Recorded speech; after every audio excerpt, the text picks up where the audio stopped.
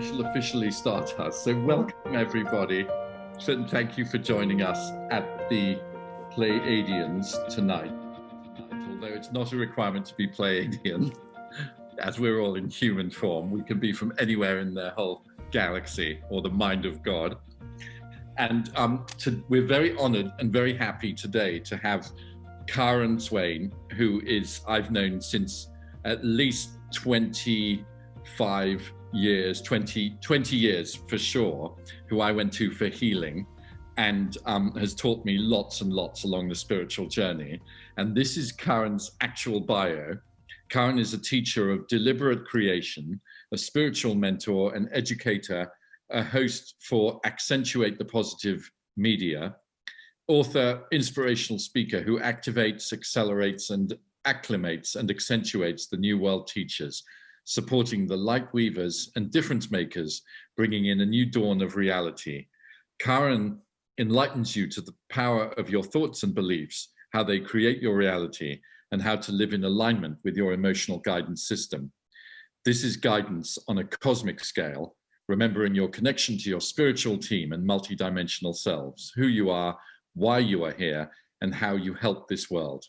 Karen is one of Australia's foremost thought leaders and change agents, showing you the way to a happier, healthier, more connected, multidimensional life.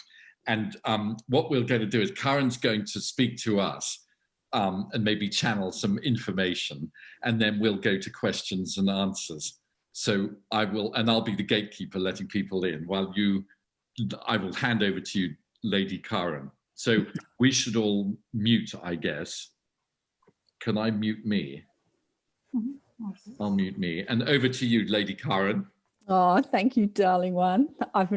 First time you've introduced me. I've introduced you. Now you've introduced me. Yay, yay, yay, yay. Okay, where do I start? Well, I suppose people might want to know a little bit about me.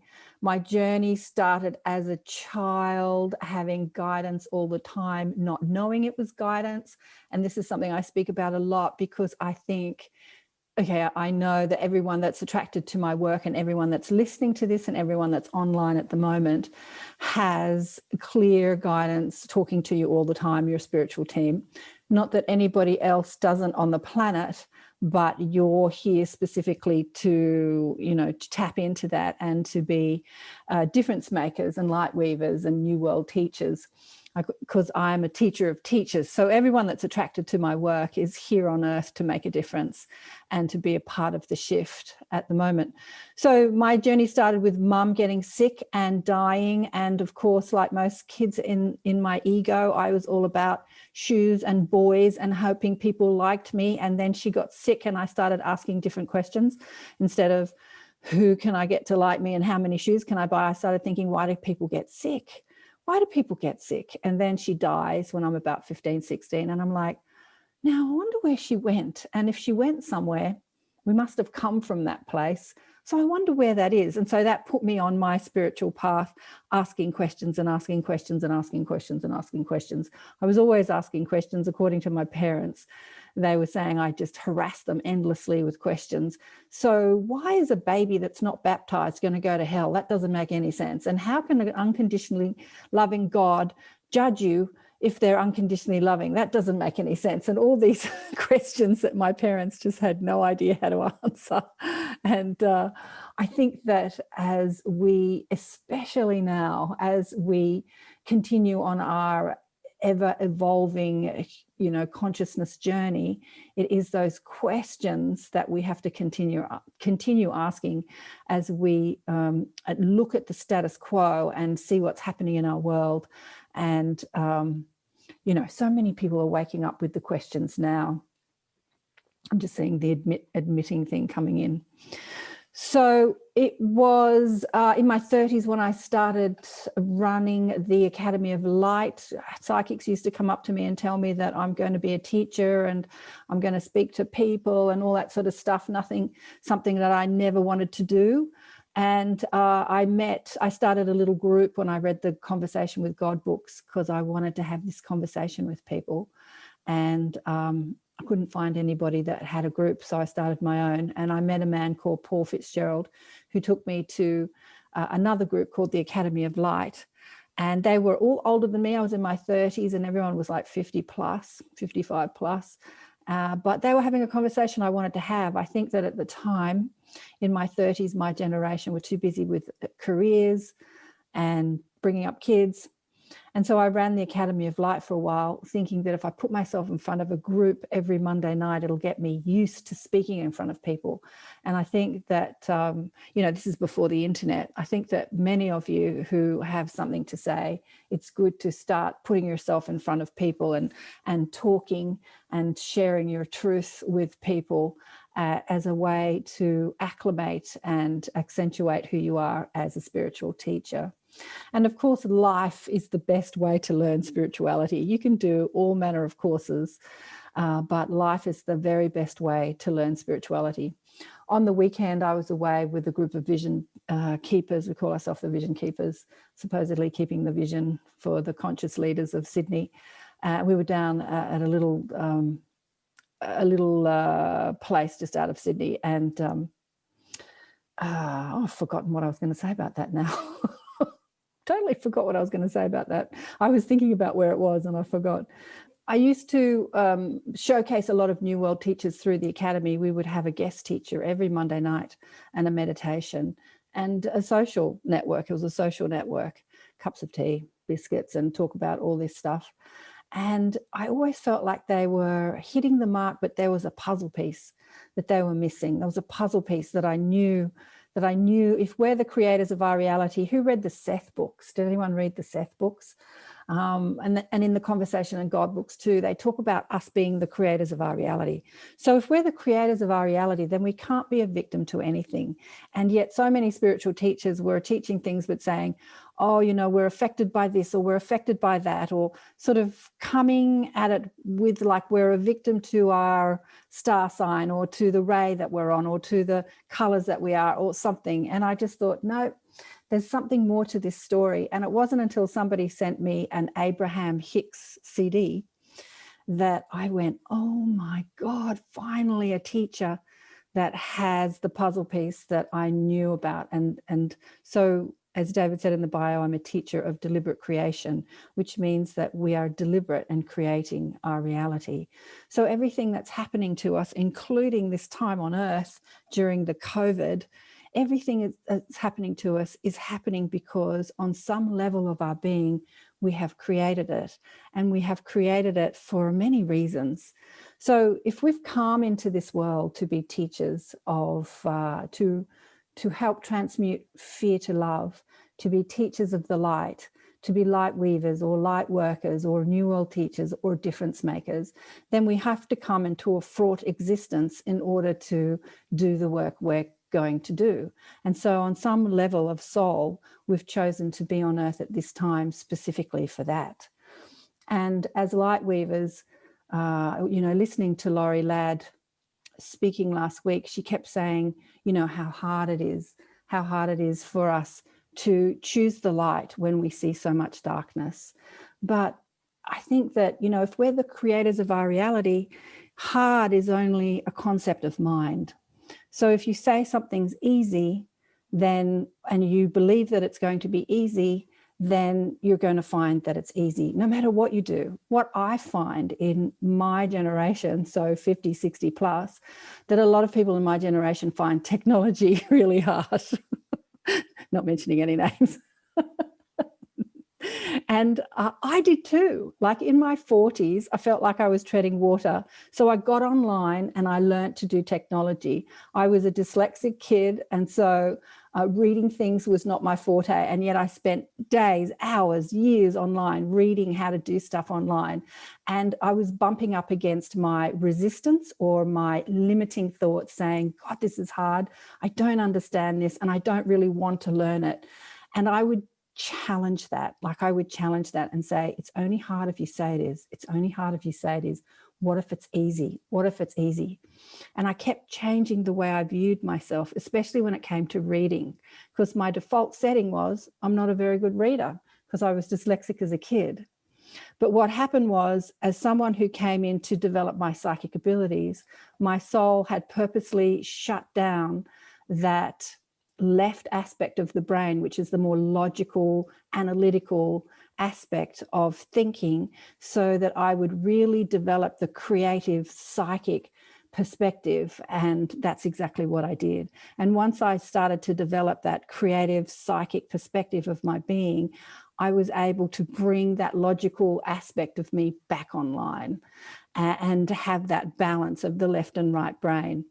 And I see that with a lot of people who are, so many people that I interview on the show who are really psychic say that they're dyslexic, because I think that our society is so, and I hate to talk about this with the critical thinkers, but our society is so fixated on logical thinking and working things out that it doesn't, especially in schools, it doesn't celebrate our intuitive, creative and psychic abilities.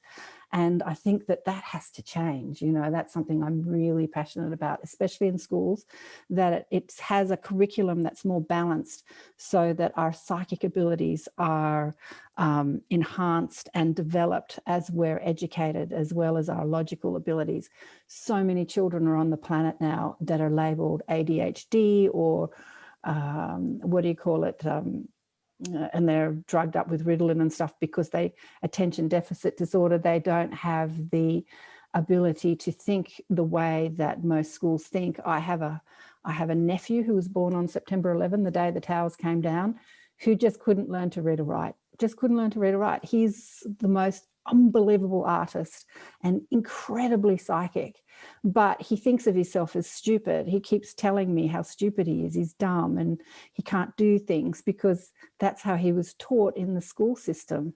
But he's actually a genius and brilliant. Another best friend who has a child the same age, well, they're not children anymore, they're 18 now, but just couldn't read or write. And I think that, you know, as we're moving in evolution, developing our psychic creative abilities is so important. What else do I want to talk about? Has anyone got any questions about being a deliberate creator and how we flow our energy to be the creators of our reality? Muted. Yeah. After you. I've got a question. So when you talk about we are the creators of our own reality, are you talking about your higher self or your ego self being the creators of your own reality? Because some spiritual masters would say that our ego self is not in control at all. We think we are, but we're not. And it's really the universe or God or our higher self, using those terms interchangeably, that is really driving the show. And our ego self will engage in certain activities, thinking that that's good for us, but it's our higher self always nudging us back to center. So therefore, when people talk about the law of attraction, it's that kind of just makes the whole law of attraction completely redundant. If we think we want something, but our higher self is saying, no, you really don't want that. It's not, you don't want that. That's why the law of attraction doesn't work in every single instance, because it's not in alignment with our higher self. So I just wanted to understand from you this interplay between the ego self and the higher self, and what it is exactly you're talking about when you talk about self-actualization and the ability to, what was your words, create your own reality. Okay, that is such a fabulous question. The ego self is a creation of the higher self. They are not separate. They work together. And so in order to experience separation and third dimensional reality, the higher self, which is the divine aspect of us, which is the extension of source energy, created an aspect of it to experience separateness, because the truth of who we are is oneness and connectedness. So in order to have an experience of separateness, we have to create an ego self. And so the ego self is in alignment with the desires of the higher self. So usually when the ego self desires something, apart from, I don't know, lots of sex and lots of ice cream or stuff like that, holidays, it's usually because it's the desire of the higher self. So before we come into this existence, we actually what we do is we insert ourselves into the earth experience through all time and space. So our higher self, or our soul, is another word. Well, it's not another word for the higher self, but an aspect of the higher self, which is the soul, that is inserting itself into the earth experience, because the higher self is multidimensional, and there has many aspects of it that is living out lives in other dimensions and other planets, as well as in other timelines, and here on planet Earth. So when we come into planet Earth, often many spiritual teachers will talk about, we live a life, we die, we go back to heaven, we regroup, we come back, we choose what we want to do, we come back in, and we're experiencing this life through a linear pattern. Earth life, die, spiritual life, make a decision to come back, earth life, die. But that's actually not what happens. We think about earth experience as one experience, and we design our lives from that broader perspective in all time and space. I want to know what it feels like to be an animal, a mountain. I'll come in during the time of Atlantis. I'll come in during the time of Jesus. I'd like to experience what it was like when the earth was forming. I want to know what the dinosaurs were like. I'll come in during this century, that century, this century, that century. And so the light workers that are here at this time, many starseeds, for instance, this is the Plieadian awakenings, who've come to be specifically here for the shift in yugas, in eras, the shift in human consciousness as we move into a new time on planet Earth. They will insert themselves into the Earth experience during this time, but having not experienced Earth or third dimensional density before, they'll say things like, I better acclimate to the frequency of what it's like to be human, to understand what separateness is like, because on many other dimensions they're more connected. They understand the oneness of being, whereas humans just don't, because we created these egos, which gives us the illusion of separateness, which was a brilliant plan. And so they'll insert themselves into the Earth experience in a few different timelines, depending on what they want to experience as they're here and what they want to teach during these times of shift. Is this making sense, or am I getting a little bit complicated? Yeah? Okay. So we have a desire, an intention. What do I want to do during this particular lifetime, in this particular era, during this particular shift? How do I want to affect change? How do I want to serve? And so we have this intention, and our ego self is in communication with this intention all the time. But we do have free will, and we have the opportunity and the ability to say no. So our guides are talking to us all the time. My guides talk to me all the time and give me really great advice. And my ego self says, yeah, no, I don't want to do that. Yeah, no, because I have that ability to say no. But there is this underlying urge, push, I don't know, like knowing, if you like, of why we're here and what we've come to do. And if we let our ego self take control and say, no, sounds too hard, no, I can't do that. So the ego self is the part of you that says, I can't or I can. It's the part of you that forgets your brilliance, that you are the creator of your reality, that you can achieve anything. It's the part of you that believes the stressful thought. It's the part of you that buys into fear. Remember, it's the part of you that is choosing the expression of separateness. Separateness to what? Separateness to your brilliance, separateness to love, separateness to God, separateness to each other, separateness to all things. And depression is often when the ego self is hearing the call of the higher self, or the soul plan, if you like, but it's not choosing to make those decisions. So there are many people that have come to Earth that have wanted to be a part of the shift, the group of people that are here to bring in a new dawn of reality, that have not awoken or have not lived into their potential. And they live and die, and then they go back, they return to their broader perspective and go, oh, I knew I could be loved, but I forgot that I knew I could be loved, and I got caught up in fear. And that's called free will. But from that perspective, there's no wrongs or rights. So when it comes to law of attraction, for instance, we have the ability to think about and create anything we want here on planet Earth through the law of attraction. In fact, law of attraction works in every dimension. But the difference between law of attraction in the spiritual realm and law of attraction in the physical realm is that we have the ability to allow our ego self to want things that aren't specifically in alignment with our higher self. We have that ability.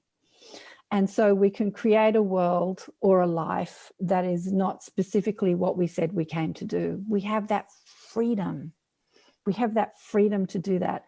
Whereas when you're using law of attraction in a higher dimension or a spiritual realm, you're completely in alignment with what your soul intention is and what you want to get out of that experience or existence, whether it is an existence as a spirit or an existence in other astral worlds or parallel realities or on other planets. So it's only here on planet Earth where we have more of a disconnection is not the right word, because we're never disconnected, but the call is fainter. We have the ability to drown out the higher self's calling. Yeah, better said. So we're never disconnected, but we can allow our ego to drown out the higher self's calling, but it's always there and it's always calling, and we hear it through our emotional guidance system. So for instance, there are some people that are happy doing one thing and others are not happy doing the same thing. Why is that? Because there's a calling from the higher self that's saying, this is what I came to do. This is what I came to do. This is what I came to do. So when somebody embarks on a adventure and it really lights them up, it's because that's their higher self saying, this is what you came to do. So the better it feels for you, the more ecstatically, like Bashar will say, follow your highest excitement, or Joseph Campbell would say, follow your bliss. So that highest excitement or that bliss is the calling of your higher self that had an intention for this life that you're leading now. And when you're listening to the call of your higher self, you are in excitement, you are in bliss, you're ecstatic. And it's that emotional guidance system is hard to ignore. I mean, we can do things like make lots of money or be famous or attract a lot of people to date or adventures. But if it's not in alignment with what your higher self or your soul wanted to do, it'll kind of be, fun, but because it's not your calling, you know what I mean? It's like you're allowed to create those adventures. You can fall in love, you can make money, you can travel the world, you can do all those things. But if it's not your calling, it won't really feel like the excitement when you're on your path, so to speak, when you're really living your Dharma. So things like mathematics might be completely exciting to somebody. That's their life's calling. Art is completely exciting to somebody and not to others. So we all have these different callings, and our emotional guidance system is guiding us towards that calling. So we're always guided either from our guides specifically talking to us, either giving us visuals or talking directly to us or downloading or however, your guides talk to us. But every single human being has an emotional guidance system that they can clearly hear, because everybody knows how they feel. Like you can say to somebody, what were you thinking about? And they'll go, oh, I don't know what I was thinking about. But you can say to somebody, how do you feel? And you've instantly got, oh, I feel like this. We have access to feeling all the time, all the time, all the time, all the time. So last week with Laurie, there were a few people saying that they were experiencing a lot of depression, tiredness, and not feeling good. And again, this is your emotional guidance system speaking to you.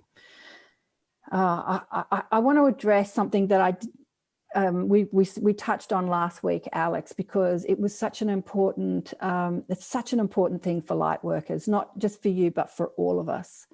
So when we have an intention to be someone that's here to transmute fear to love, or someone that's here to bring the light, and I was like that too, like I called my show Accentuate the Positive, right?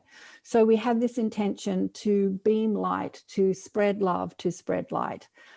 When we're not doing that, our emotional guidance system is really loud and it shows us where we're not doing it. So for instance, if you're someone who raises your vibration, so you forgive people, you decide to be happy, you start to look at the world in a broader perspective and a more expanded perspective, and you start to get happier and happier, or more joyful, or more loving, or more accepting, what you do is you speed up your frequency. And so you're kind of running your frequency at a high level or a fast level of being. In fact, the ETs, or the higher dimensionals, have such a fast frequency that it's a bit like a fan that goes really fast. It kind of disappears. So our physical eyes can't perceive them because their energy runs so fast that we can't perceive them through our physical eyes.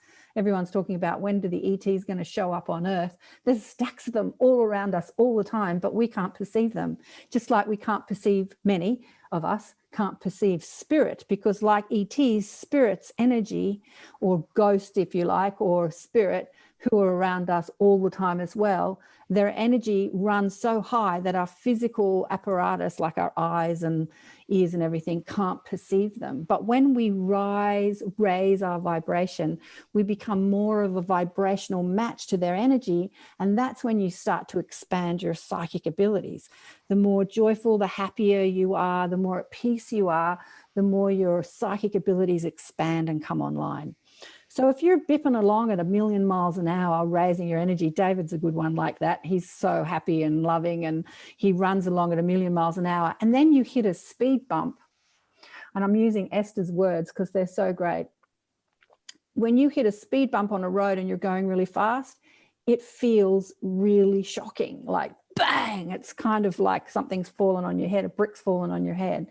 But if you're bipping along at a really slow rate, meaning you're sort of a grumpy, ornery, pissed off person, you hate the world, you hate your husband, you hate your mother-in-law, whatever, and you hit a speed bump, which is a negative thought, you kind of go, another negative thought, no big deal. You don't really experience it as something traumatic.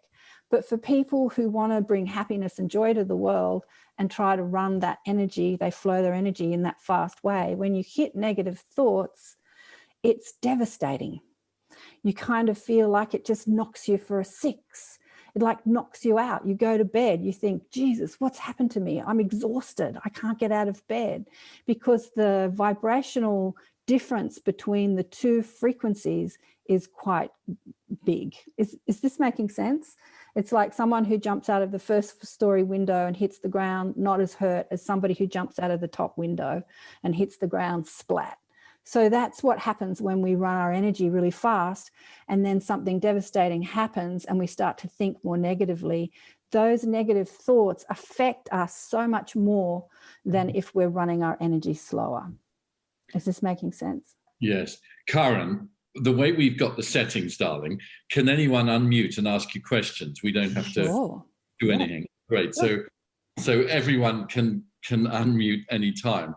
And can I ask you a question?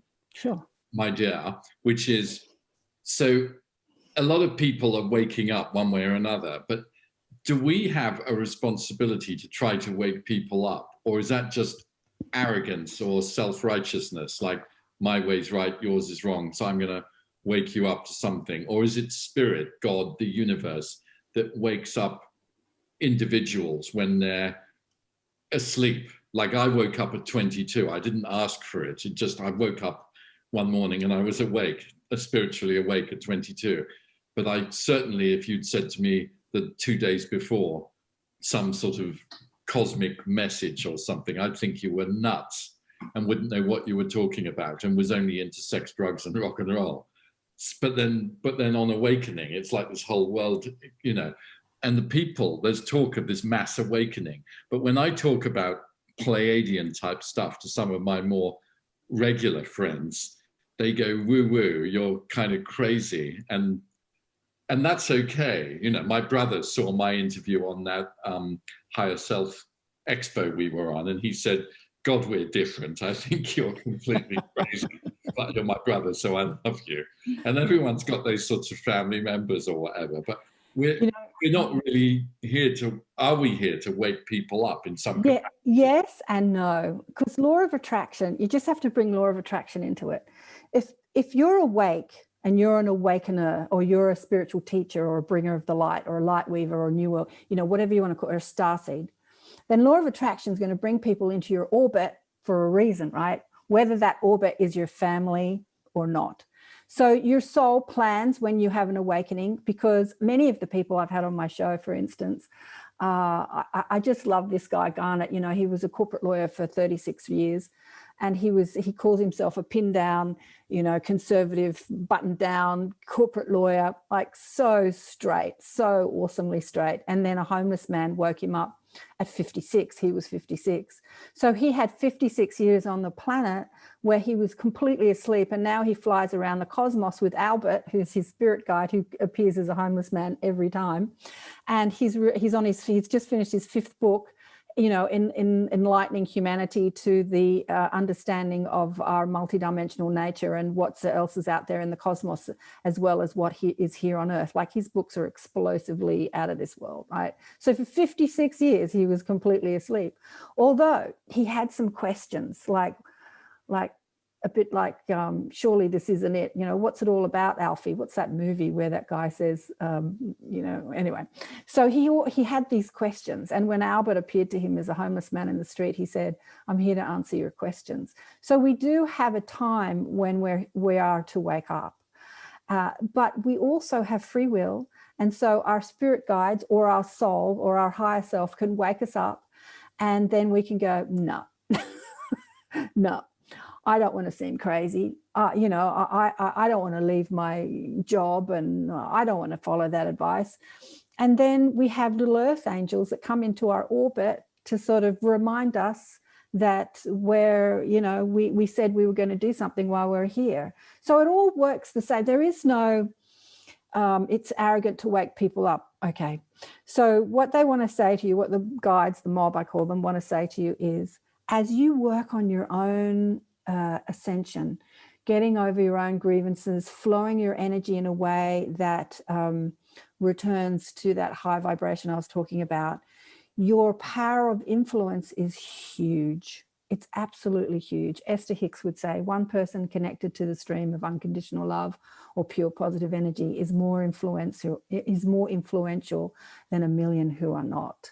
So your power of influence is huge. As you vibe, and you do this all the time, David. I mean, I do it too, and so many of you do too.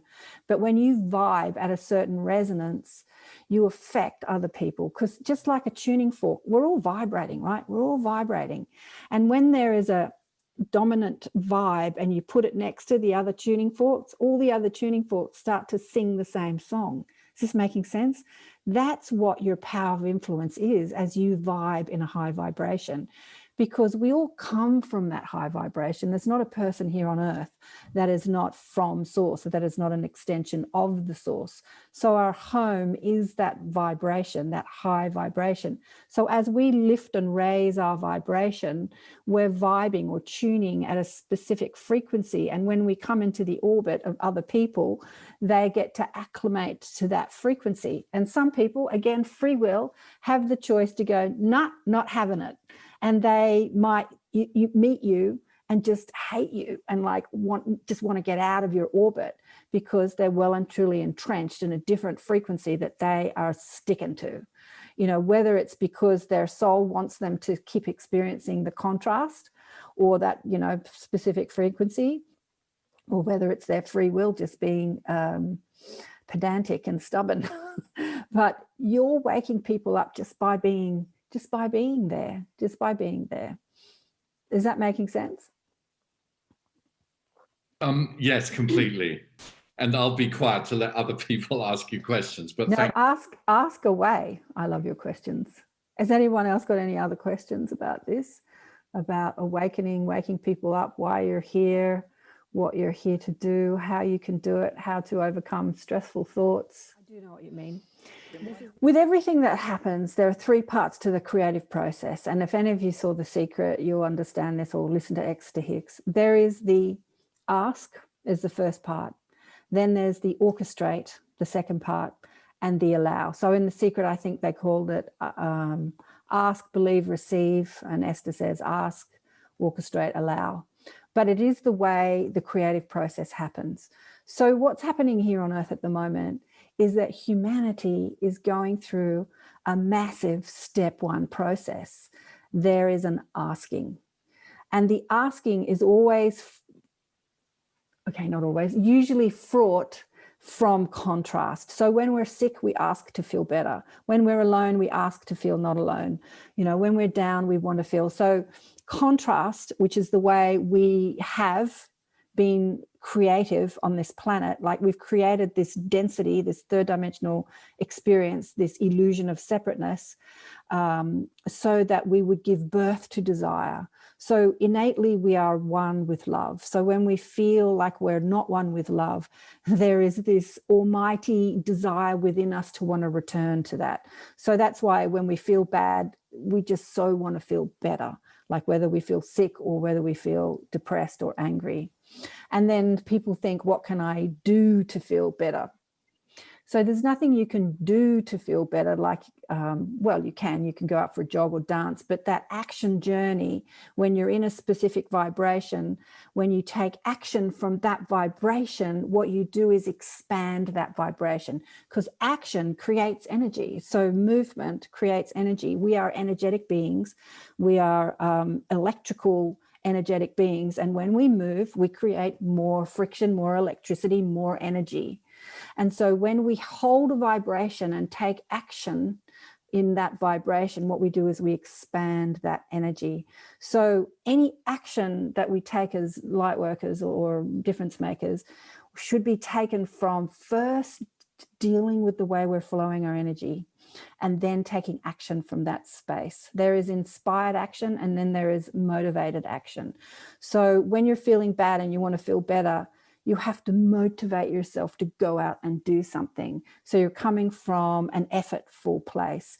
But when you're feeling bad and you want to feel better, if you raise your vibration, if you do the work first, which is the internal work, which is the emotional work, which is the thinking work, so you find a way to feel better and you raise your vibe. When you raise your vibe, you have this inspiration. It's like, oh, I'm going to do this. And you kind of like, you just thrust into it. There's no motivation needed to kind of get you up and happening. You're thrust into it.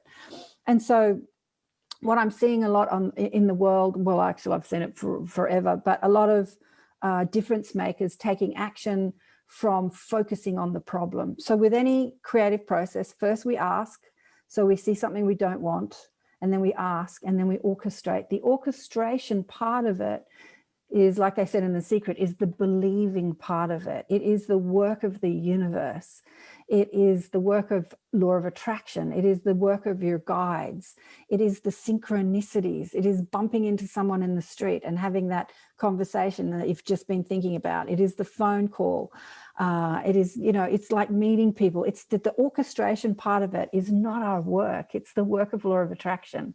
But in order to be in alignment or to help the orchestration part, we have to raise our vibration. So the allowing part is the work I was talking about, is the emotional work, is the emotional journey or the inner work. When you raise your vibration and you're now a match to what it is that you're asking for, let me ask you, as you look out into the world and you see what you don't want, what is it that you want to see? Issues. Absolutely. But I'm going to ask you that question again, because you've missed it, because this is what we do. And this is perfect, because what we do is we see what we don't want, right? And we get so fixated on what we don't want that we try and fix it from the level of being upset about it. And then we go round in circles and round in circles and round in circles. So what do you want to see? Like, what do you want? I want a world. I want to see. Yeah. I want to see a world where there's no restrictions on our freedom, and people live healthy, happy, loving, connected lives. Great. Yeah. What does that feel like? Feels light and joyful and happy. Right. And when you're looking at things like, when you're thinking about things like Trump getting into power and stuff going wrong and you know, people controlling us and chipping us with microchips and AI taking over and Bill Gates, you know, vaccinating the world and 5G killing everyone, does that feel light and joyous and happy? No, it feels hideous. Right. So it's so simplistically beautiful. When we align our energy with what it is we want, we create it. We manifest it. What we actually do is we because as I spoke about before, when we insert ourselves into the earth experience, we do so through all time and space. So time and space only exists in this fashion, in this linear way, in this dimension, and it doesn't exist like that outside of this dimension. So what we do is we insert ourselves into a specific timeline, and then we're shifting timelines all the time. People are asking about the ascension process. I think someone asked Laurie last week about the splitting of the two earth. There is a timeline where people will be a vibrational match to an earth that is controlled by AI. And there is a timeline where people will move into an earth where we're more connected, more in harmony, and living more in harmony with each other and the planet. And we have a freer, more expanded, more psychic, more loving society. So as you align your vibration with that frequency, you bring that timeline into your existence. Perfect. And that's how we create our reality, both personally and globally. Does that make sense? Yeah, it's good. Thank you. So again, there is this question of how do I look out onto the world and see things that I don't like and feel good about it, which was a question that was raised last week. And we discussed it, or Laurie discussed it last week, and she did really well, you know, but she said that she still has the ability to see things and not feel good about them. But when you do don your higher perspective, or you understand that your ego self and your higher self is actually one self, just two different perspectives, and that it's easy to be your higher self. Like so many people say, oh, I'm channeling the masters, or I'm channeling the higher self, or I'm channeling this, I'm channeling that. At some point on earth, we're all going to be channeling our higher self. We're all going to be more our higher self. And it's not something woo-woo or hard to do or only for special people. And we all channel our higher self all the time, many of us, when we're in flow, when we're in our highest joy or highest excitement, and we're loving. We're channeling our higher selves all the time. Channeling is just a normal part of being human. How you do that, intentions with channeling, some people intend channeling so that they can bring through messages for humanity, and some people channel through art, and some people channel through dance, and some people channel through mathematics, and some people channel through business. But we're all channeling all the time. It's not something that is should be seen as different or difficult, because we wouldn't be here unless we were channeling source energy. But we have an intention. What are you going to do with that energy that you're traveling? Where are you going to focus that energy? I'm channeling source energy. Which part of earth experience am I going to channel that frequency into? Am I going to focus on and channel it into? And so feeling negative or down is just us pinching off that flow of the call of source. And when we let go of our grievances, we just allow more energy to channel through us. So we have literally more energy, not just more spiritual energy, but more vitality. The more connected and turned in, tapped in, turned on to source you have, the more vital and alive you feel. And so this sort of exhaustion that a lot of people are feeling at the moment is them thinking in a way which is pinching off that connection to source. Which is probably feeling upset about the current life, you know, what's going on in the world. And as we focus on what goes wrong, and because so much is coming out into the light, and this is what's happening as a part of the shift. Like, we've lived in a dimension where the lowest, or, you know, where fear has been explored in every way it can be. And if you think about it, 100 or 200 or 300 years ago, people were cutting off people's head left, right, and center. We were in a lot darker ages. So we might look at this earth and say, oh, it's terrible, there's corruption and terrible things happening, but it's nothing like it was a few hundred years ago. So we're kind of coming out of this yuga, out of this time into the light. So there is a lot of beauty here on earth. There's a lot of stuff we can focus on that makes us feel good if we look at the bad stuff and can't feel good. That's why the show is called Accentuate the Positive. Can you look at something you disagree with and see something positive in it? That's the challenge we're up for. And the thing that Laurie was saying was so difficult, to look at people, you know, hurting children or killing animals, but we have to remember that from our spiritual perspective, we've elected to come into these earth experiences to experience contrast, to know what it feels like to understand fear and to have the experience of separateness. And when we exit the matrix, we're back to unconditional love. So there's no way our souls can ever be harmed. And many people elect to experience really terrible things, including all the animals. And this is something that vegans don't like. And I call myself a Megan, mostly vegan. The animals that are in hideous conditions have actually elected to experience those conditions in order to have that experience of density. But as we shift gears on planet Earth, those dense experiences, those hideous experiences that we look at and we go, oh my God, that's terrible, you know, are fading away. That will be a part of another existence, another Earth, because we're moving into a experience where we get to experience more unity. And then from that perspective, what can we create as we feel more unified with the animals, more unified with the earth, more unified with each other? It's so exciting to think about what we can create once we raise our vibes collectively and globally, what sort of lives we can create from that perspective. We've explored separateness and density to the nth degree. Now it's Groundhog Day. So it's exciting times. And as all of you that are here online with me now, with David, with Sula, with all of us now, you all said that you would be a part of being the creators of the new earth. There's two ways to create. We create through destruction or we create through creation. Both energies are equally as powerful in the creative process. My guide said to me, if you're going to renovate your house, you're going to create a new house, you still have to pull down the old one. So there still has to be some destruction and chaos before there is a creation of a new house. And that's what we've been going through on planet Earth. We're going through the destruction of old systems, old ways of being. Every system is under review at the moment: the money system, the educational system, the petrochemical transport system, the food system. Every system is under review, and there has to be a destruction of the old system before we can create the new system.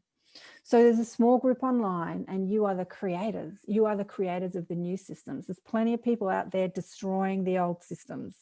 Like, there's plenty of destruction energy out there. There's more destruction energy out there than there is creation energy out there. And as I said before, one person connected to the stream of pure positive energy is more influential than a million who are not. So are many people out there screaming and yelling and saying no as they resist what is, and like want to tear down and want to destroy the status quo. And they're doing a good job. That's what they're here to do. They're part of the destruction energy. But who are you? Are you part of the destruction energy or the creation energy? So where are you going to flow your energy? Where are you going to put your focus? Can I focus on what I want while I look at what I don't want? Can I focus on how that feels? Can I be a part of creating the new? And so starting things, starting businesses, starting new ways, inventing things, and getting groups together to expand that energy field and expand that existence. That's who you guys are. You're a part of the creation of the new world, the new energies. Yeah. Any other questions? Does there always need to be a destruction or chaos of an old system before you can create a new system? In this dimension, yes. Yeah, in this dimension, yes. That's a part of how it works. In higher dimensions, no. So I suppose if someone was to do something that on paper looked like it was purely creative, like create a book or a piece of art, what are they actually destroying? Ooh, that's a good question, Sula. That's a good question. Oh, that's a good question. Yeah. Okay. So, well, nothing, because they're actually creating from a different dimension. Okay. All right. And one other question I had is those 3 things that you said, ask, orchestrate, and allow, they were the 3 steps to do what exactly? Was it the 3 steps to manifestation? That's the 3 steps to the creative process, any creative process. Ask, orchestrate, allow. The orchestration is the work of law of attraction, or the angels, if you like, or the spirit guides. The allowing process, the asking process, is a natural process. It happens all the time. There are plenty of teachers that are teaching law of attraction type principles that will get you to do like vision boards and stuff like that. You know, they get you to think about what you want and put it on a vision. But it kind of happens. It happens naturally. I mean, you can do that purposely. There's nothing wrong with that. But what the asking process happens naturally. When you feel down, you naturally ask to feel better. And so there is this vision that's there that you, as soon as you have a thought, that thought, actually Laurie said this last week as well, that thought already exists. That reality already exists. When you have a thought or an imagination, what you're doing is tapping in to a creation that already exists. So I think she said that the new earth that we're all trying to create actually already exists. It's true, it does, because everything exists in time and space simultaneously. So the future already exists. What we're doing is we're aligning our vibration with that specific future. Is this making sense, or is this getting a little complicated? Yeah. So if we get outside of linear thinking, that I'm going to create something and then I'm going to manifest it and make it happen, that's kind of linear thinking. What I'm going to do is I'm going to align my energy with a future that already exists, although that future might seem like an inspiration or an imagining that I have just become aware of. So it's like I thought it up, but in a way we're being thought rather than us thinking it up. So in a way, that teacher that you were talking about before, saying that, what did she say? Something about it's only the higher self that's powerful, the ego self is not. I don't know. But imagining is you tapping into something that is already out there as a probable reality, and then manifesting it in this reality is flowing your energy or aligning your energy enough so that you bring it into this reality, whether that is a piece of art or a career or a life or a building or anything that we're creating. Is that making sense? Yeah. So what we can do is, as well as seeing the person, because obviously people, when they make decisions like that, are coming from a place of fear, is seeing them alleviate their fear. So I'll tell you a story. I had a friend who had an event space here in Sydney, and she was having a lot of personal problems. Anyway, the event space was going downhill. She didn't have enough money, and she was a pretty difficult person to work with. And I really agreed with what she was doing, and I loved what she was doing for the community. So I just persisted with her sort of grumpiness, and I just thought, oh, well, you know, she's just grumpy because she's having a hard time. Anyway, she got a group of us together, and she was asking for money to sort of prop up the event space. And I couldn't offer her any money, but I offered her some healings. So I said, look, what I can do is give you a couple of sessions and help you flow your energy in a way that will help you, you know, create what you want to create. Well, she took great offense to that. You know when they say people turn their back on you? She was sitting on the couch facing me. She literally turned her back on me and she wouldn't talk to me again for the rest of the night because I had offered her some healing. So I went home really frustrated. And I thought, how can I help this person who's in so much fear? And I just sat up in bed at night, during the night and before I went to sleep, and I just surrounded her in golden light. And I just thought, I just want her heart to soften. I want her to feel the love that she is. I want her to, just soften that hard thinking, that fearful thinking that she has. And I just saw her surrounded in light. Anyway, the next night she was putting on an event that I had helped her with, and I knew I was going to see her the next night. So instead of ignoring me again and not talking to me, she actually came up to me and hugged me and spoke to me in a way that she had never spoken to me in all the time I had known her, and was so loving. And she was like a different person. It was like a different person to the day before. And that was just surrounding her in golden light. So as light workers, this is what we can do with people that are in fear and they're believing their stressful thoughts and they've swallowed the Kool-Aid and they're believing the rhetoric of the mainstream media. We might not be able to convince them to think differently because they're going to be adamant about their points of view, and nor is it our right to change someone's point of view.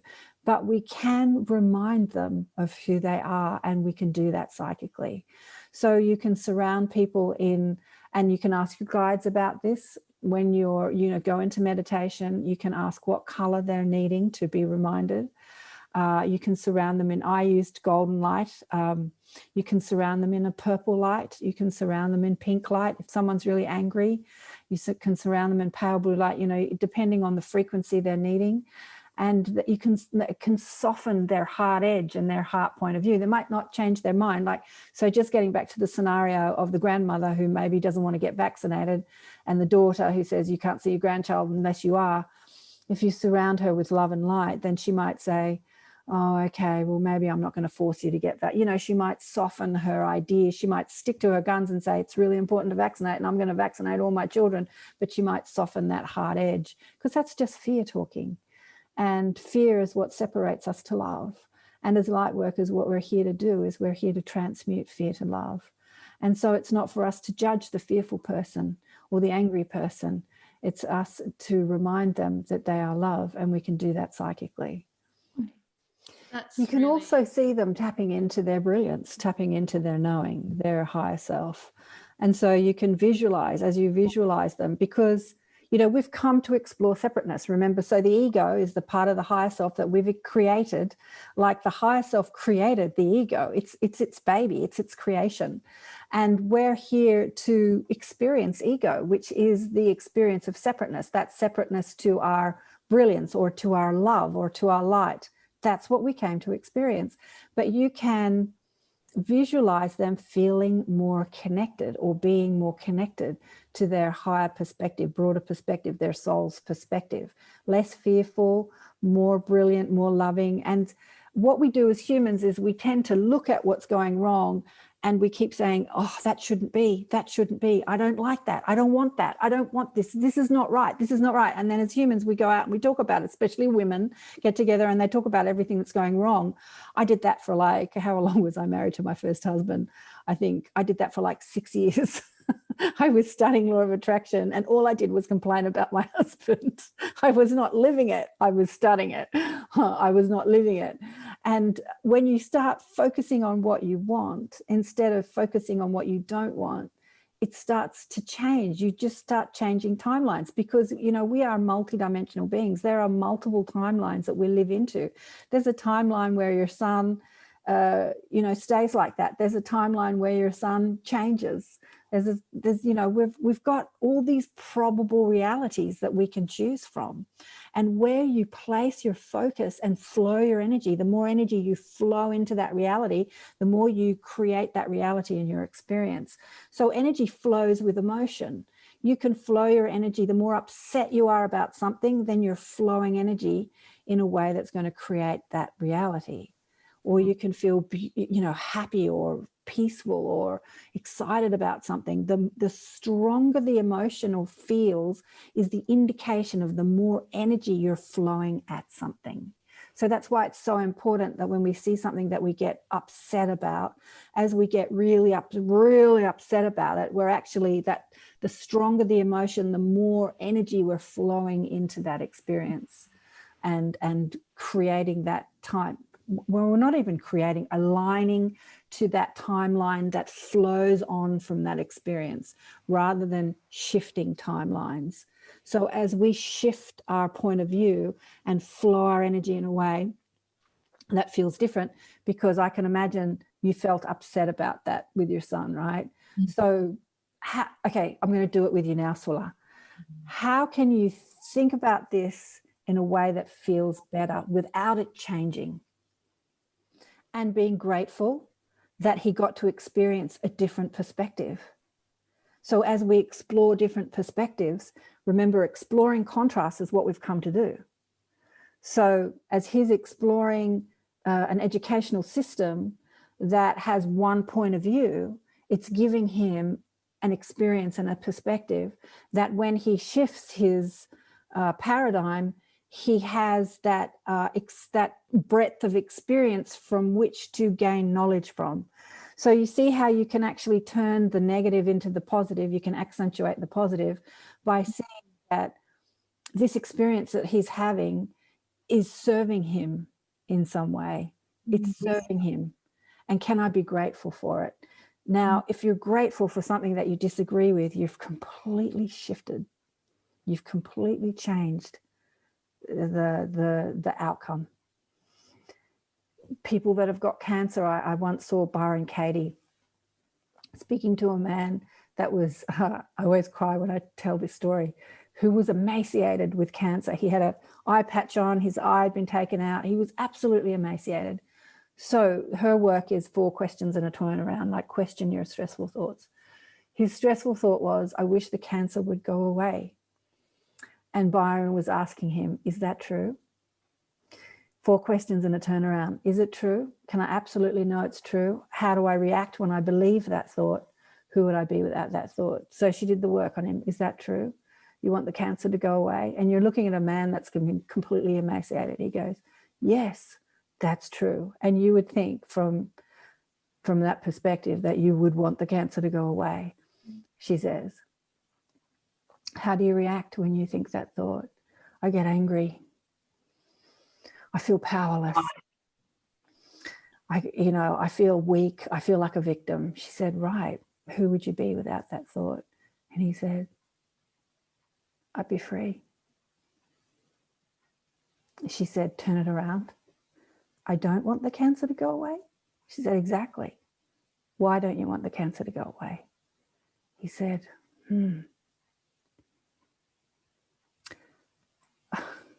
I've never felt more alive in my life since I had cancer. I've never loved my wife more since I've had cancer. I've looked at life with a totally different perspective. My whole perspective on life has changed. I love deeper. I enjoy the little things more. Life to me is so much more precious now. And he just started rattling off this stuff. And he got to appreciate something that he'd been fighting. And that's when we heal.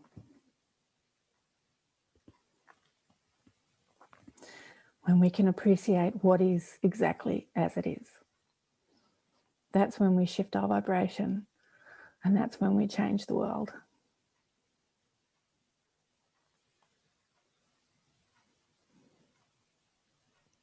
I always cry when I tell that. You can see it online, it's on YouTube, but every time I watch it, I just cry because it's the truth, right? It's like, mum dies of cancer, dad beats me up.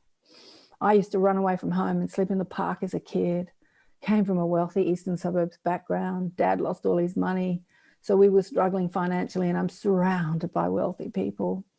You know, horror, all that stuff. You know, I had boyfriends that beat me up because I thought love was about being beaten up because dad used to beat me up. And then one night I sat up in bed and thought about this human experience and how we've come to explore contrast, and how everyone is an extension of the source. So everyone comes from unconditional love.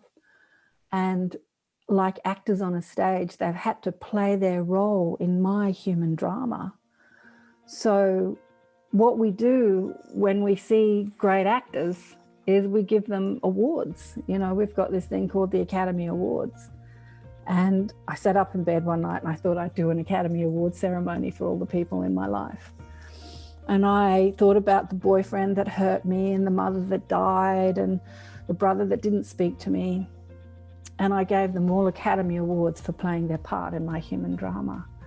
And the Best Actor Award went to Dad, who was the one that used to yell and scream at me and beat me up and put me in hospital when I was a kid. And in that moment, I just loved all of them for their part in my play. And I just felt so grateful and so loving towards all of them, because I designed all of it before I came. I said, in order to know love, I have to forget what love is and then remember. And when you give me experiences that make me feel separate to love and lost and fearful, and I return to love, then I'm going to know love in a way that I've never known it before. And so can we be grateful for everything that we see that's going wrong?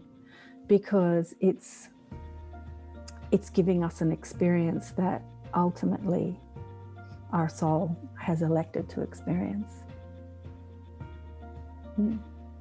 That's how we accentuate the positive.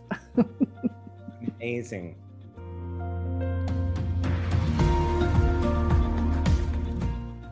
Perfect. Anyway, Thank I'm you. rabbiting on. I could rabbit on all night, but we'll leave it there. Bye. Thanks. Bye. Mwah. Big love. Yeah. Thank you very much. Thank you so much. Bye. Thank you so much, Bye, everybody. everyone. Thank you. Good morning, And good everybody. day. Now I'm going to be up all night wanting to talk to Bye-bye.